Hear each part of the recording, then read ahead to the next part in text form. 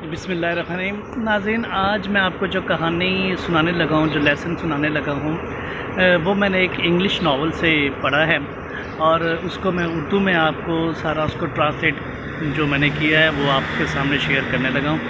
तो ज़रा गौर से सुने। कहानी बड़ी इंटरेस्टिंग है। कहानी कुछ यूँ है कि एक जॉन नाम का बंदा होता है। वो अपनी ज़िंदगी की शुरुआत करता है एक जॉब से। वो एक फर्म में जॉब करता है। जॉब से उसको जो पैसे मिलते हैं उसमें वो 5 दिन वहाँ पर काम करते हैं, यूरोप वगैरह बाहर के कंट्रीज़ में, और 2 दिन उनकी छुट्टी होती है। अंदर वो अपने सैर व तफरी करते हैं। तो वो जॉन भी इसी तरह अपने 2 दिन अपने 20 बच्चों के साथ अपनी सैर व तफरी करता था, कभी कहीं जाना कभी कहीं जाना। और सबसे ज़्यादा उसको जो इंटरेस्टिंग चीज़ लगती थी वो समुंदर के किनारे बैठकर वो ढलते हुए सूरज को देखता था। ये उसको सबसे ज़्यादा इंटरेस्टिंग चीज़ लगती थी। नाज़रीन, करना कुछ ऐसा हुआ कि एक दिन अल्लाह की तरफ से उसको एक ऐसी बीमारी लगी जो कि आप सुनकर हैरान हो जाएंगे। जॉन रात को सोया तो सुबह जब उसे जगाया गया तो उसे उठा नहीं गया। हैरानगी की बात यह थी कि उसको एक ऐसी बीमारी लग चुकी थी जिसमें उसका सारा जिस्म बिल्कुल सुन्न हो चुका था और उसके जिस्म में हरकत नहीं थी सवाए सूंघने के। खैर, डॉक्टर ने इलाज शुरू कर दिया लेकिन उसका कोई हल नज़र ना आया।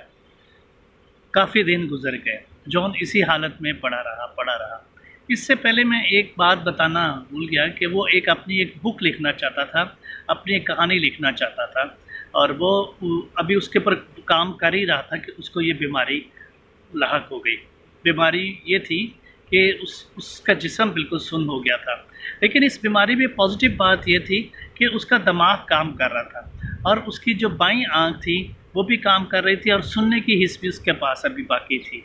खैर, अब ये था कि उसकी बीवी ने उससे ये बात की कि मैं तुम्हारी बुक लिखने की तुम्हारी पूरी कोशिश करती हूँ। उन्होंने एक टाइपराइटर मंगवाया और वो अपनी जब एक ए से लेके जेड तक वो पूरे अल्फाज उसकी बीवी बोलती थी।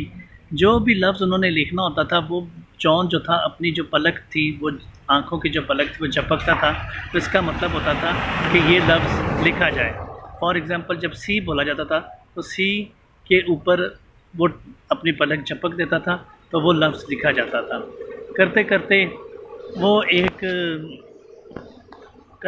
वो एक जो इसी तरह उसने अपनी पूरी कहानी लिख दी, अपनी पूरी बुक लिख दी।